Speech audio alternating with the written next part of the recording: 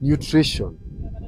When we talk of nutrition, it's not one single dose, it's not one time product that you use. Because one, if it were for the natural soil that we used to have many years ago, we could plant and the soil, because it had a multiple nutrient, could carry the crop up to maturity. But now, our soils are very poor. Our soils need a backup, be it organic, be it inorganic. And that's why now we usually have a program. We usually have a fertilizer program. We usually recommend nutrient uh, nutrient product to use in watermelon, be it granule, be it powder, or be it foliar, or be it liquid nutrient. You need to know which to use at what time and at what capacity. In crop development, especially in watermelon, different stage requires different approach. Like in planting, we usually require high phosphorus product.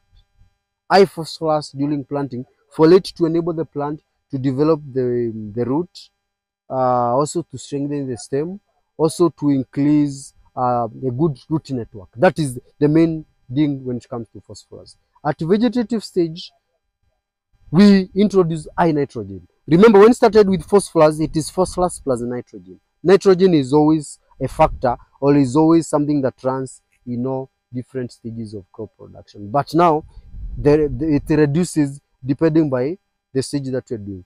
In vegetative, we come with nitrogen. And why nitrogen? At vegetative stage, we need a lot of shoots, we need a lot of leaves, and we need the crop to expand. Which nutrient allows this? It is nitrogen. On top of nitrogen, we also work with trace element of like a boron. We work with zinc, we work with molybdenum, we work with copper.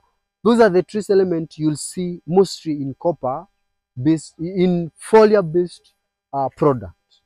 In most cases, granule based product, unless we have the braided one, they lack this nutrient, which is very key because they allows absorption of these primarily nutrients like nitrogen, like phosphorus, and like potassium, the NPKs. So it's very important to have them. So from vegetative, and that is the stage we are in this farm at the moment. We are at vegetative stage. So from vegetative, we approach the very key stage which brought us to business, which is flower setting and fruit setting. That is the key, that is the most important stage that you need to look at. And this stage, now you need a different approach. Remember, we've used nitrogen. We are not going to throw away nitrogen because you still need it for leaf formation, for new shoots, and for the support of the crop. Now, we introduce calcium at this stage. We introduce trace element, a strong trace element of boron. We introduce the trace element of zinc. Why are we introducing this product? Sometimes you may find a product, a foliar product with all these nutrients. I may not be so specific because when I mention a brother, you end up confusing the viewers. But at your location or wherever you are, you can be able to relate when I mention this nutrient. Go to the fertilizer supplier, just mention this to them.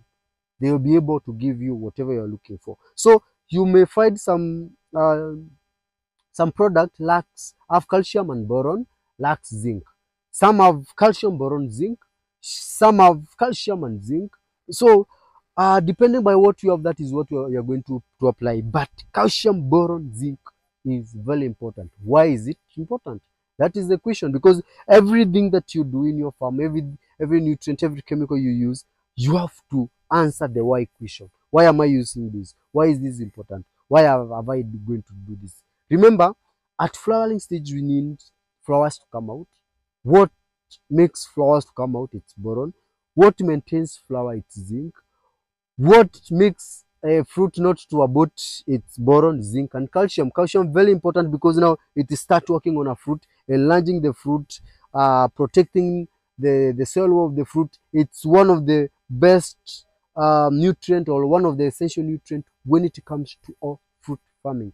And watermelon is among the beneficial, is among the fruit that uses a lot of calcium, that uses a lot of boron, and that uses a lot of zinc.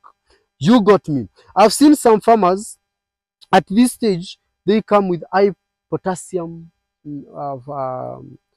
product, which is very much okay. But in my case, at this stage, I don't apply high potassium, and I usually don't recommend it at this stage, because there is a stage after this that I need high calcium or high K for it to increase the sugar levels of the fruit, to beautify the fruit, to expand the fruit. So if you use high potassium at this stage, what are you expanding? That's my observation. You may have your own reason. You may have answered your own why. But for my reason, I don't see it necessarily. You may end up losing a lot of nutrient. You may end up incurring a lot of cost for you to be able to produce this watermelon. And remember, the secret is producing more using less. If you produce less using more, you don't become competitive. You don't make good money in the market. And when the market is bad, you always struggle for you to be able to sell your farm produce, which is market is the main focus of that. What we look at even before we come applying the land. So if you interfere with the fruit setup and everything, you are joking with the market. Hope you've learned something. Hope you can easily follow the procedure that I've from to vegetative to flower setup up to harvesting. Harvesting, like I've told you, we use high potassium product for expansion, to increase sugar levels, and also to beautify the fruit. Either organic or inorganic, potassium is potassium. Hope you've learned something from our today's training. And if you're new here, kindly subscribe to this YouTube channel so that we can continue learning together.